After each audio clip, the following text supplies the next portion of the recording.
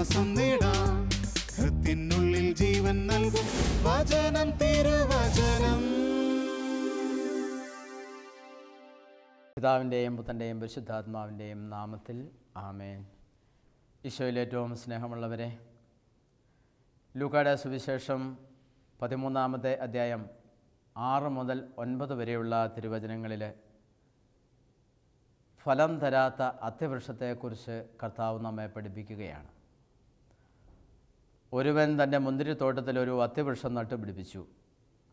അതിൽ പഴമുണ്ടോ എന്ന് നോക്കാൻ അവൻ വന്നു, എന്നാൽ ഒന്നും കണ്ടില്ല. അവൻ കൃഷിക്കാരനോട് പറഞ്ഞു, 3 വർഷമായി ഞാൻ ഈ അത്തിവൃക്ഷത്തിൽ നിന്ന് ഫലം അന്വേഷിച്ചു വരുന്നു, ഒന്നും കാണുന്നില്ല, അത് വെട്ടിക്കളയുക. ഒരു നല്ല യജമാനൻ്റെ വേദനയാണിത്. മുന്തിരിത്തോട്ടത്തിൽ ഒരു അത്തിവൃക്ഷം എന്ന് പറഞ്ഞാൽ വളരെ പ്രത്യേകതകളോടുകൂടിയാണ് ആ ഒരൊറ്റ അത്തിവൃക്ഷത്തെ അവൻ കരുതുക. പ്രത്യേക പരിഗണനകളും ശുശ്രൂഷകളും സ്നേഹവും ഒക്കെ അതിന് ലഭിക്കും. കാരണം മുന്തിരിത്തോട്ടത്തിലെ നടുവിലെ ഒരു അത്തിവൃക്ഷം എന്ന് പറയുമ്പോൾ അതിൻ്റെ ഫലങ്ങൾ അവൻ തിന്നാൻ വേണ്ടി തന്നെ അവന് ഒരുക്കുകയാണ്. ഇതിനെയാണ് അവൻ 3 വർഷമായിട്ട് അവൻ ഫലം അന്വേഷിച്ച് വരുന്നത്. സ്വാഭാവികമായിട്ടും ഫലം കായ്ക്കേണ്ട ഒരു സമയമുണ്ട്. ആ സമയം മുതൽ ഇതിൽ നിന്ന് ഫലം ഏതൊരു കൃഷിക്കാരനും അല്ലെങ്കിൽ ഏതൊരു യജമാനനും പ്രതീക്ഷിക്കുകയുള്ളൂ. അപ്പോൾ അങ്ങനെ 3 വർഷമായിട്ട് അത് ഫലം പുറപ്പെടുവിക്കാൻ പ്രായമായ ആ സമയം മുതൽ 3 വർഷമായിട്ട് അതിൽ നിന്നും ഫലം അന്വേഷിച്ച് വരികയാണ്. ഒന്നും കാണുന്നില്ല. അടുത്ത ചിന്ത ഇതാണ്, എന്തിന് നിലം പാഴാക്കണം, അത് വെട്ടിക്കളഞ്ഞുകൊള്ളുക. ഇപ്പോൾ അവനിങ്ങനെ ചിന്തിക്കാൻ തുടങ്ങി, എന്തിന് നിലം പാഴാക്കണം, അത് വെട്ടിക്കളഞ്ഞുകൊള്ളുക. കർത്താവിൽ നിന്ന് ലഭിക്കുന്ന സംരക്ഷണവും സുരക്ഷിതത്വവും സർവ പരിഗണനകളും പരിപാലനകളും സ്വീകരിച്ചിട്ട് ദൈവം നൽകുന്ന എല്ലാ സൗകര്യങ്ങളും ഉപയോഗിച്ചിട്ട് ദൈവത്തിൽ നിന്ന് ദൈവം ആഗ്രഹിക്കുന്ന വിധത്തിൽ ഫലം പുറപ്പെടുവിക്കാതെ ജീവിക്കുന്ന ഒരു മനുഷ്യനെക്കുറിച്ച് ദൈവം ഇതായിരിക്കും പറയുക. കുറച്ച് നാളുകൾക്ക് മുമ്പ് എൻ്റെ ഒരു ഇടവകയിൽ ഒരു ചെറുപ്പക്കാരൻ കള്ളുകുടിച്ച് കുടുംബം നോക്കാതെ അപ്പനെയും അമ്മയെയും ദിവസവും മദ്യപിച്ച് മർദ്ദിച്ച് ഈ അപ്പനെയൊക്കെ രോഗിയാക്കി അപ്പനെങ്ങനെ ചുമച്ച് നടക്കുകയാണ്. മക്കളെ യാതൊരു ശ്രദ്ധയുമില്ല. ഭാര്യയ്ക്ക് ഒരു മനുഷ്യന് കൊടുക്കേണ്ട പരിഗണന പോലും കൊടുക്കുന്നില്ല. വളരെ ക്രൂരമായി ജീവിച്ച ഒരു മനുഷ്യൻ. ഈ ചെറുപ്പക്കാരന് ഒരു ദിവസം തൻ്റെ ജോലി സ്ഥലത്ത് നിന്ന് മാരകമായി മുറിവേറ്റു. കഷ്ടി അവന് കാലും കൈയും നഷ്ടപ്പെടാതെ അവൻ രക്ഷപ്പെട്ടു. അങ്ങനെ മാസങ്ങൾ അവൻ ബെഡിൽ കിടന്ന് അവൻ ചികിത്സിക്കേണ്ടി വന്നു. ഈ കിടന്ന കിടപ്പിൽ ഞാൻ കാണാൻ ചെന്നപ്പോൾ അവൻ പറഞ്ഞു, എൻ്റെ ജീവിതം ശരിയല്ലാത്തത് കൊണ്ട് ദൈവം എനിക്കിട്ട് ഒരു തോണ്ട് തന്നതാണ് എൻ്റെ ഈ അവസ്ഥ എന്നവൻ എന്നോട് പറഞ്ഞു. ഞാൻ പറഞ്ഞു, ഏതായാലും അത്രയും നിനക്ക് തിരിച്ചറിയാൻ സാധിച്ചല്ലോ, അതുതന്നെ ഒരു വലിയ പരിശുദ്ധാത്മാവിൻ്റെ കൃപയാണ്. ഇനി നീ ചെയ്യേണ്ടത് ഇത്രയും കാലം നഷ്ടപ്പെടുത്തിയത് മുഴുവനും നീ വീണ്ടെടുക്കുക. അപ്പനെയും അമ്മയെയും സ്നേഹിക്കാതെ അവരെ ക്രൂരമായി മർദ്ദിച്ച് അവരെ രോഗികളാക്കി, ഭാര്യയ്ക്ക് അല്പം പോലും സ്നേഹവും പരിഗണനയും കൊടുത്തില്ല, മക്കളെ വേണ്ട വിധത്തിൽ ഒരു അപ്പൻ എന്ന നിലയിൽ സ്നേഹിച്ചില്ല. ഈ കുറ്റങ്ങളെല്ലാം ഏറ്റെടുത്തുകൊണ്ട് അതിന് പരിഹാരം ചെയ്ത് ഇനി മുന്നോട്ട് ജീവിക്കുവാനുള്ള ഒരു തീരുമാനമെടുക്കുക. അങ്ങനെ അവനൊരു ഉറച്ച തീരുമാനത്തോടെ ധ്യാനമൊക്കെ കൂടി ജീവിതത്തിൽ വലിയൊരു പരിവർത്തനം വരുത്തി. ഈ ഫലം തരാത്ത അത്തിവൃക്ഷത്തിൻ്റെ കഥ വായിക്കുമ്പോൾ ഞാനെപ്പോഴും ഈ ചെറുപ്പക്കാരനെ ഓർമ്മിക്കും. കാരണം അവൻ്റെ ജീവിതത്തിൽ അവൻ തന്നെ പറഞ്ഞത്, കർത്താവ് എനിക്കിട്ട് ഒരു തോണ്ട് തന്നതാണ് ഞാനിപ്പോൾ ഇങ്ങനെ കിടക്കാനുള്ള കാരണം. അതായിരുന്നു അവൻ്റെ മറുപടി. സ്നേഹമുള്ള സഹോദരങ്ങളെ, യെശയ്യാ പ്രവാചകൻ്റെ പുസ്തകത്തിൽ 27-ാമത്തെ അധ്യായം 2-ാമത്തെ തിരുവചനം, മനോഹരമായ മുന്തിരിത്തോട്ടത്തെക്കുറിച്ച് പാടുവിൻ. കർത്താവായ ഞാനാണ് അതിൻ്റെ സൂക്ഷിപ്പുകാരൻ. ഞാനതിനെ നിരന്തരം നനയ്ക്കുന്നു. ആരും നശിപ്പിക്കാതിരിക്കാൻ ഞാനതിന് രാപകൽ കാവൽ നിൽക്കുന്നു. എനിക്ക് ക്രോധമില്ല. മുള്ളുകളും മുൾച്ചെടികളും മുളച്ചു വന്നാൽ ഞാൻ അവയോട് പൊരുതും. ഞാൻ അവയെ ഒന്നിച്ച് ദഹിപ്പിക്കും. അവയ്ക്ക് എൻ്റെ സംരക്ഷണം വേണമെങ്കിൽ എന്നോട് സമാധാന ഉടമ്പടി ചെയ്യട്ടെ, എന്നോട് സമാധാനത്തിൽ കഴിയട്ടെ. അപ്പം ദൈവം നൽകുന്ന ഈ സംരക്ഷണവും സുരക്ഷിതത്വവും അത് ദൈവം എന്തൊക്കെയാണ് ചെയ്യുന്നത്? നിരന്തരം അതിനെ നനയ്ക്കുന്നു, കാവൽ നിൽക്കുന്നു. തിന്മയാകുന്ന മുള്ളുകളും മുൾച്ചെടികളും വളർന്നു വരുമ്പോൾ അതിനോട് പൊരുതി അതിനെ ദഹിപ്പിച്ചു കളയുന്നു. ഈ സംരക്ഷണം നമുക്ക് വേണമെങ്കിൽ ദൈവത്തോട് സമാധാന ഉടമ്പടി ഉണ്ടാകട്ടെ, ദൈവവുമായി സമാധാനത്തിൽ കഴിയട്ടെ. അപ്പോൾ കർത്താവ് തൻ്റെ മക്കൾക്ക് നൽകുന്ന സംരക്ഷണം ഇതാണ്. ഈ മുന്തിരിത്തോപ്പിന് നൽകുന്ന വലിയ കൃപ ഇതാണ്. അപ്പം ഇതിന് നൽകുന്ന ഈ സംരക്ഷണത്തെ അവഗണിച്ചു ഇത്രത്തോളം വലിയ സംരക്ഷണവും സുരക്ഷിതത്വവും നേടിക്കൊണ്ടാണ് ഒരു ചെടി ഫലം പുറപ്പെടുവിക്കാതിരിക്കുന്നത് എങ്കിൽ, ഈ അത്തിവൃക്ഷം ഫലം പുറപ്പെടുവിക്കാതിരുന്നത് ദൈവം നൽകുന്ന ഇത്രത്തോളം വലിയ സംരക്ഷണവും സുരക്ഷിതത്വവും നേടിക്കൊണ്ടാണ് എങ്കിൽ, യജമാനന് വേദന തോന്നിയതിലും എന്തിന് നിലം പാഴാക്കണം, ഇത് വെട്ടിക്കളയുക എന്ന് കൃഷിക്കാരനോട് പറയുന്നത് ആ യജമാനൻ്റെ വേദനയുടെ ഫലമാണ്. ഉൽപ്പത്തിയുടെ പുസ്തകത്തിൽ ദൈവം വേദനിക്കുന്ന മറ്റൊരു സംഭവം നമ്മൾ കാണുന്നുണ്ട്. ദൈവം മനുഷ്യനെ സൃഷ്ടിച്ചതിൽ, ഭൂമുഖത്ത് മനുഷ്യനെ സൃഷ്ടിച്ചതിൽ കർത്താവ് പരിഭവിച്ചു എന്ന് പറയുന്നുണ്ട്. കർത്താവിൻ്റെ ഹൃദയത്തെ അത് വേദനിപ്പിച്ചു. എന്നിട്ട് ദൈവം പറയാണ്, ഞാൻ മനുഷ്യനെ സൃഷ്ടിച്ചതിൽ ഞാൻ ദുഃഖിക്കുന്നു. ഉൽപ്പത്തിയുടെ പുസ്തകം 6-ാമത്തെ അധ്യായം 6-7 തിരുവചനങ്ങൾ. ഭൂമുഖത്ത് മനുഷ്യനെ സൃഷ്ടിച്ചതിൽ ഞാൻ ദുഃഖിക്കുന്നു എന്നാണ് ദൈവം മനുഷ്യൻ്റെ തിന്മയായ പ്രവൃത്തികൾ കണ്ടിട്ട് പറയുന്നത്. അപ്പോൾ ഫലം പുറപ്പെടുവിക്കാത്ത ഒരു അത്തിവൃക്ഷമായിട്ടാണ് നമ്മളുടെ ജീവിതം എങ്കിൽ, ഈ ജീവിതത്തിൽ നിന്ന് ആ കൃഷിക്കാരൻ പറഞ്ഞതുപോലെ യജമാനനെ 1 വർഷം കൂടെ അത് നിൽക്കട്ടെ, ഞാൻ അതിൻ്റെ ചുവട് കിളച്ച് വളമിടാം. അപ്പോൾ കൃഷിക്കാരൻ്റെ ദാക്ഷിണ്യത്തിൽ 1 വർഷം കൂടെ അതിന് ലഭിക്കുകയാണ്.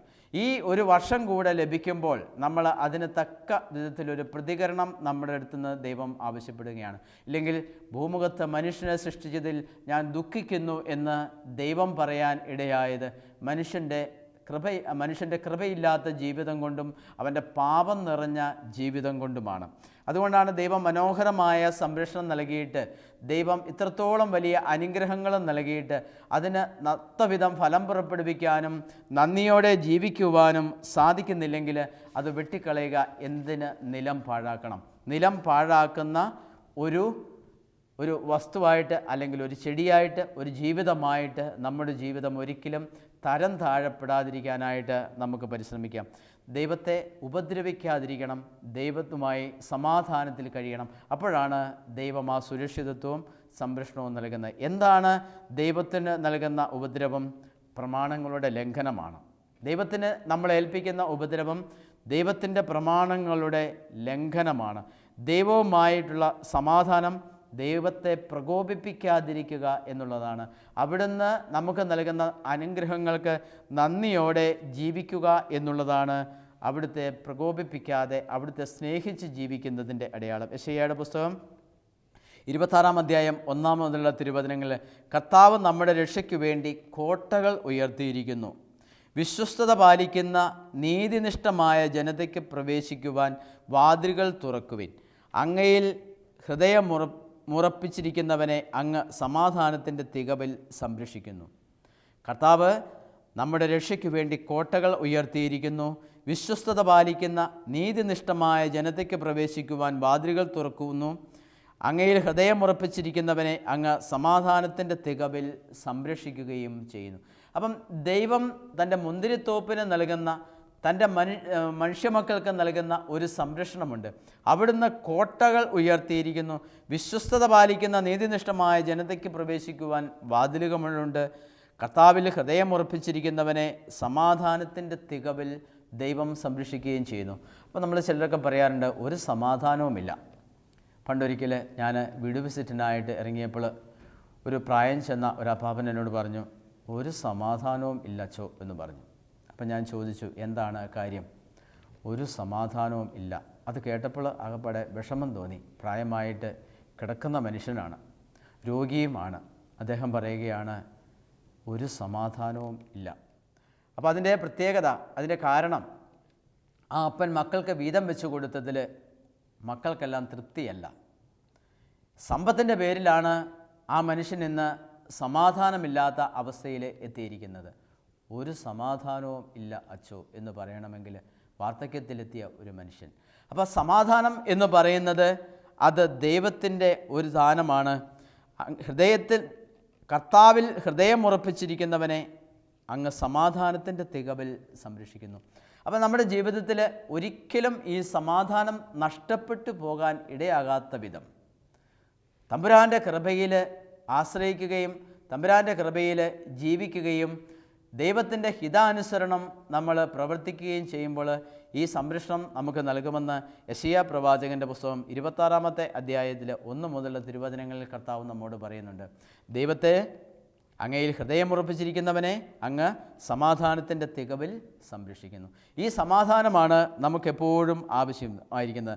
ഫലം പുറപ്പെടുവിക്കാതെ മുന്തിരിത്തോട്ടത്തിൽ നിന്ന് അത്തിവൃക്ഷം പോലെ നമ്മുടെ ജീവിതവും ഫലം പുറപ്പെടുവിക്കാത്തതായി വരുമ്പോൾ നമ്മുടെ ജീവിതവും സമാധാനമില്ലാതായി വരും. ദൈവത്തിൽ നിന്ന് ലഭിക്കുന്ന കൃപകൾ മാത്രം സ്വീകരിച്ച് ദൈവത്തിനായിട്ട് ഒന്നും നൽകാതിരിക്കുന്ന ഒരു ജീവിതം, ആ ജീവിതമാണ് നിലം പാഴാക്കണ്ട എന്ന് ആ കൃഷിക്കാരനോട് യജമാനൻ പറയുന്നത്.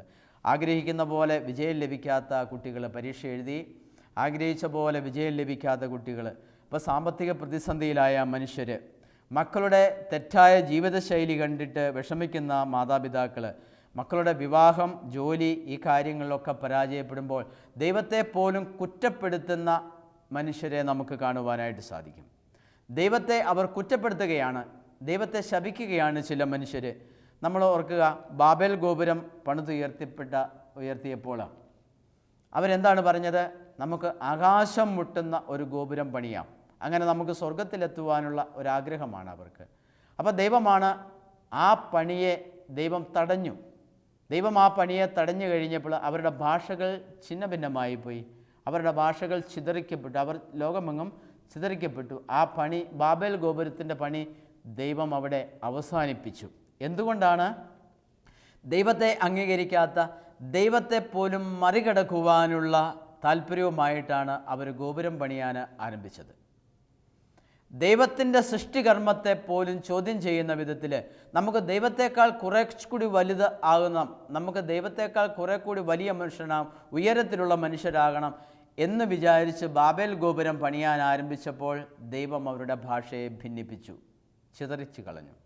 ഇതുപോലെ നമ്മുടെ ജീവിതത്തിൽ നമ്മൾ പണിതുയർത്തുന്ന ചില ബാബേൽ ഗോപുരങ്ങൾ ദൈവം അതിൻ്റെ പണിയെ തടസ്സപ്പെടുത്തും. ദൈവം അതിൻ്റെ പണിയെ തടസ്സപ്പെടുത്തുമ്പോൾ നമ്മളതിന് ദൈവത്തെ ചീത്ത പറഞ്ഞിട്ട് കാര്യമില്ല, ദൈവത്തെ കുറ്റപ്പെടുത്തിയിട്ട് കാര്യമില്ല. ദൈവം ആഗ്രഹിക്കുന്ന ഫലം പുറപ്പെടുവിക്കാതെ നിലം പാഴാക്കിയാൽ വെട്ടിക്കളയാൻ യജമാനൻ പറയും. അപ്പം ദൈവം ആഗ്രഹിക്കുന്ന വിധത്തിൽ ഫലം പുറപ്പെടുവിക്കുവാനുള്ള ഒരു നല്ല മനസ്സാണ് നമുക്ക് വേണ്ടത്. ജെറമ്യായുടെ പുസ്തകത്തിൽ 2-ാം അധ്യായം 13-ാമത്തെ തിരുവചനത്തിൽ ഇങ്ങനെ പറയുന്നുണ്ട്: എൻ്റെ ജനം 2 തിന്മകൾ പ്രവർത്തിച്ചു, ജീവജലത്തിൻ്റെ ഉറവയായ എന്നെ അവർ ഉപേക്ഷിച്ചു. പ്രധാന തെറ്റ് ചെയ്തതാണ്. പിന്നെയോ ജലം സൂക്ഷിക്കാൻ കഴിവില്ലാത്ത പൊട്ടക്കിണറുകൾ അവർ കുഴിക്കുകയും ചെയ്തു. 2 വലിയ തിന്മയാണ് ജനം ചെയ്തത്. ജീവജലത്തിൻ്റെ ഉറവയായ എന്നെ അവർ ഉപേക്ഷിച്ചു, ജലം സൂക്ഷിക്കാൻ കഴിവില്ലാത്ത പൊട്ടക്കിണറുകൾ അവർ കുഴിക്കുകയും ചെയ്തു. എത്രയോ ക്രൂരമായ പെരുമാറ്റമാണ് ദൈവത്തിന് നേരെ കാണിച്ചത്.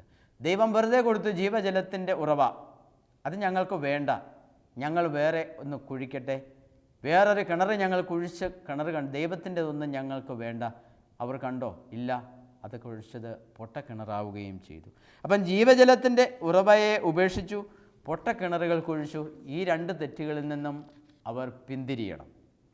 ദൈവം സൗജന്യമായി നൽകുന്നതാണ് ജീവജലത്തിൻ്റെ ആ ഉറവ. എന്തിന് അത് നിഷേധിച്ചു? പിന്നെ സ്വന്തം സൃഷ്ടിയായിട്ട് അവർ പൊട്ടക്കിണർ കുഴിക്കുകയും ചെയ്തു. ഈ പൊട്ടക്കിണറുകൾക്ക് വെള്ളം സൂക്ഷിക്കാൻ കഴിവില്ല, അപ്പോൾ ഈ രണ്ട് തിന്മകൾക്കും അവർ പശ്ചാത്തപിക്കുകയും പരിഹാരം ചെയ്യുകയും ചെയ്യും. നമ്മൾ അത്തരത്തിൽ തിരിച്ചു വരുമ്പോഴാണ് ദൈവം നമ്മളെ സ്വീകരിക്കുന്നത്. ജെറമ്യായുടെ പുസ്തകം 4-ാമത്തെ അധ്യായം 4 മുതലുള്ള തിരുവചനങ്ങളെ, യൂദാനിവാസികളെ, ജെറൂസലം പൗരന്മാരെ, കർത്താവിനായി നിങ്ങളെ തന്നെ പരിച്ഛേദനം ചെയ്യുവിൻ, ഹൃദയ പരിച്ഛേദനം സ്വീകരിക്കുവിൻ. ദൈവം ഇതാണ് ആവശ്യപ്പെടുന്നത്. യൂദാനിവാസികളെ, ജെറൂസലം പൗരന്മാരെ, കർത്താവിനായി നിങ്ങളെ തന്നെ പരിച്ഛേദനം ചെയ്യുവിൻ. കർത്താവിന് വേണ്ടി പരിച്ഛേദനം ചെയ്യുക, ഹൃദയ പരിച്ഛേദന സ്വീകരിക്കുക. അതായത് നിൻ്റെ ഹൃദയത്തിൽ മലിനമായ എന്തൊക്കെയുണ്ടോ, എന്തൊക്കെ കർത്താവിന് ഇഷ്ടപ്പെടാത്തതായുണ്ടോ അതൊക്കെ മുറിച്ചു കളയുക, അതൊക്കെ നീ അറുത്തു മാറ്റുക. അതൊക്കെ അറുത്തു മാറ്റിയെങ്കിൽ മാത്രമേ നിനക്ക് രക്ഷപ്പെടുവാനായിട്ട് സാധിക്കുള്ളൂ. ഈശോ പറഞ്ഞിട്ടില്ലേ, നിൻ്റെ കണ്ണോ കാതോ നിനക്ക് പാപഹേതുവാണെങ്കിൽ, നിൻ്റെ കയ്യോ കാലോ നിനക്ക് പാപഹേതുവാണെങ്കിൽ അത് വെട്ടി എറിഞ്ഞ് ദൂരെ കളയുക. കാരണം എത്ര പ്രധാനപ്പെട്ട അവയവമാണെങ്കിലും ശരി, നിൻ്റെ ജീവിതത്തിൽ അത് നിനക്ക് പാപഹേതുവാണോ അത് വെട്ടി എറിഞ്ഞു കളയുക. നീ വേദനിക്കണം, നീ ദുഃഖിക്കും. അപ്പം വലിയൊരു കുറവ് നിനക്ക് അനുഭവപ്പെടും. നിൻ്റെ കണ്ണ് നീ ചുഴന്നെടുത്ത് കളയുമ്പം വലിയൊരു കുറവ് അനുഭവപ്പെടും. നിൻ്റെ കയ്യോ കാലോ നീ വെട്ടിക്കളയുമ്പോൾ വലിയൊരു കുറവ് നിനക്ക് അനുഭവപ്പെടും. നീ മുടന്തനായിത്തീരും, നീ അംഗഹീനനായിത്തീരും. പക്ഷേ ഈശോ പറയുന്നു, നീ നഷ്ടപ്പെടുന്നതിനേക്കാൾ നല്ലത് അംഗഹീനനോ മുടന്തനോ ആയി ജീവനിലേക്ക് പ്രവേശിക്കുന്നതാണ്. എല്ലാ അവയവങ്ങളും ഉള്ളവനായി നിത്യാഗ്നിയിൽ പതിക്കുന്നതിനേക്കാൾ നല്ലത് അംഗഹീനനോ മുടന്തനോ ആയി ജീവനിലേക്ക് പ്രവേശിക്കുകയാണ്. അപ്പോൾ യൂദാനിവാസികളെ, ജെറൂസലം പൗരന്മാരെ, കർത്താവിനായി നിങ്ങളെ തന്നെ പരിച്ഛേദനം ചെയ്യുവിൻ, അത് ഹൃദയ പരിച്ഛേദനം സ്വീകരിക്കുവിൻ. അപ്പം നിങ്ങളുടെ ഹൃദയത്തിലാണ് മാറ്റം വരുത്തേണ്ടത്. നിങ്ങളുടെ ഹൃദയത്തിലാണ് ഒത്തിരിയേറെ തിന്മകൾ കൂടിയിരിക്കുന്നത്. അവിടെയാണ് നിങ്ങൾ ഒത്തിരിയേറെ ആവശ്യമില്ലാത്തതൊക്കെയുള്ളത് മുറിച്ച് കളയേണ്ടത് എന്ന് നിങ്ങൾ ഓർക്കണം. അപ്പോൾ എന്താണ് നമ്മൾ ചെയ്യേണ്ടത്? എഫേസ്യ ലേഖനത്തിൽ 6-ാം അധ്യായം 14-ാമത്തെ തിരുവചനം, നിങ്ങൾ സത്യം കൊണ്ട് അരമുറുക്കി നീതിയുടെ കവചം ധരിച്ച് നിങ്ങൾ ഉറച്ചു നിൽക്കുവിൻ, സമാധാനത്തിൻ്റെ സുവിശേഷത്തിനുള്ള ഒരുക്കമാകുന്ന പാദരക്ഷകൾ ധരിക്കുവിൻ, സർവോപരി ദുഷ്ടൻ്റെ ജ്വലിക്കുന്ന കൂരമ്പുകളെ കെടുത്തുന്നതിന് നിങ്ങളെ ശക്തരാക്കുന്ന വിശ്വാസത്തിൻ്റെ പരിച എടുക്കുവിൻ, രക്ഷയുടെ പടത്തുപ്പി അണിയുകയും ദൈവവചനമാകുന്ന ആത്മാവിൻ്റെ വാൾ എടുക്കുകയും ചെയ്യുക. അരമുറുക്കുക എന്ന് പറഞ്ഞാൽ തയ്യാറാകുക, സത്യം കൊണ്ട് തയ്യാറാകുക. നീതി നിൻ്റെ കവചമായിരിക്കണം. സുവിശേഷമാകുന്നതിന് ഒരുക്കമാകുന്ന പാദരക്ഷയായിരിക്കണം നിനക്ക് ധരിക്കാൻ സാധിക്കുന്നത്. വിശ്വാസത്തിൻ്റെ പരിച അത് നിനക്ക് എപ്പോഴും ഉണ്ടാവണം. ഏത് തിന്മയും ആക്രമണത്തെയും എതിർക്കാൻ ഉപയോഗിക്കുന്ന ആദ്യത്തെ ഉപകരണമാണ് പരിച. ഈ പരിച നമ്മൾ എടുക്കണം. ഈ പരിച എടുത്തു വേണം നമ്മൾ ജീവിക്കുവാൻ. സ്നേഹമുള്ള സഹോദരങ്ങളെ, ജെറമ്യാ പ്രവാചകൻ്റെ പുസ്തകം 4-ാമത്തെ അധ്യായം 22-ാമത്തെ തിരുവചനം നമ്മെ ഓർമ്മപ്പെടുത്തുന്നു. എൻ്റെ ജനം വിഡ്ഢികളാണ്, അവർ എന്നെ അറിയുന്നില്ല, അവർ ബുദ്ധിയില്ലാത്ത കുട്ടികളാണ്, അവർക്ക് യാതൊരു ജ്ഞാനവുമില്ല, തിന്മ പ്രവർത്തിക്കാൻ അവർ സമർത്ഥരാണ്, നന്മ ചെയ്യേണ്ടത് എങ്ങനെയെന്ന് അവർക്ക് അറിവില്ല. എൻ്റെ ജനം വിഡ്ഢികളാണ്, അവർ എന്നെ അറിയുന്നില്ല, അവർ ബുദ്ധിയില്ലാത്ത കുട്ടികളാണ്, അവർക്ക് യാതൊരു ജ്ഞാനവുമില്ല, തിന്മ പ്രവർത്തിക്കാൻ അവർ സമർത്ഥരാണ്, നന്മ ചെയ്യേണ്ടത് എങ്ങനെ എന്ന് അറിവില്ല. ഇതാണ് അവരുടെ പ്രശ്നം. ജെറമ്യാ പ്രവാചകൻ വളരെ വേദനയോടെ പറയുകയാണ്, അവർ വിഡ്ഢികൾക്ക് തുല്യമാണ്, അവർ വിഡ്ഢികളാണ്, അവരെന്നെ അറിയുന്നില്ല, അതുകൊണ്ടാണ് അവർ വിഡ്ഢികളായത്. അവർ ബുദ്ധിയില്ലാത്ത കുട്ടികളാണ്, അവർക്ക് യാതൊരു ജ്ഞാനവുമില്ല, തിന്മ പ്രവർത്തിക്കാൻ സമർത്ഥരാണ്, നന്മ പ്രവർത്തിക്കാൻ അവർക്ക് അറിയത്തുമില്ല. സ്നേഹമുള്ള സഹോദരങ്ങളെ, ഫലം പുറപ്പെടുവിക്കാത്ത അത്യവൃക്ഷത്തിൻ്റെ ഒരു വശമാണിത്. റോമാക്കാർക്കുള്ള ലേഖനത്തിൽ 13-ാം അധ്യായം 12-ാമത്തെ തിരുവചനം, നമുക്ക് അന്ധകാരത്തിൻ്റെ പ്രവൃത്തികൾ പരിത്യജിച്ച് പ്രകാശത്തിൻ്റെ ആയുധങ്ങൾ ധരിക്കാം. അന്ധകാരത്തിൻ്റെ പ്രവൃത്തികൾ പരിത്യജിച്ച് നമുക്ക് പ്രകാശത്തിൻ്റെ ആയുധങ്ങൾ ധരിക്കാം. ഏതൊക്കെയാണ് ഈ ആയുധങ്ങളെന്ന് നമുക്ക് ഒന്നുകൂടി നോക്കാം. എഫെസ്യ ലേഖനം 6-ാമത്തെ അധ്യായം 14-ാമത്തെ തിരുവചനത്തിൽ അപ്പോസ്തലൻ നമ്മെ ഓർമ്മപ്പെടുത്തി, അരമുറുക്കുക എന്ന് പറഞ്ഞാൽ എന്തിനും തയ്യാറാവുക എന്നതാണ് അരമുറുക്കുക എന്ന് പറഞ്ഞാൽ അർത്ഥം. അതോ നമ്മുടെ ജീവിതത്തിൽ സത്യം കൊണ്ട് അരമുറുക്കുക, സത്യം പ്രവർത്തിക്കുക, സത്യത്തിൽ നിലനിൽക്കുക, അതാണ് ദൈവം ആഗ്രഹിക്കുന്നത്. നീതിയുടെ കവചം എന്ന് പറയുമ്പോൾ ഞാൻ ധരിച്ചിരിക്കുന്ന കവചം മുഴുവനും നീതി, അതായത് എൻ്റെ ജീവിതം മുഴുവനും നീതിയുടെ പ്രവൃത്തികളാൽ ഞാൻ അലങ്കരിക്കണം. ഞാൻ ഉറച്ചു നിൽക്കണം. എൻ്റെ പാദരക്ഷ സുവിശേഷത്തിൻ്റേതായിരിക്കണം. സുവിശേഷത്തിൻ്റെ പാദരക്ഷയാണ് ഞാൻ ധരിക്കേണ്ടത്.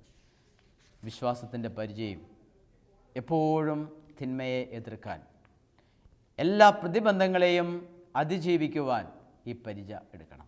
നമുക്കതിനായിട്ട് പരിശ്രമിക്കാം.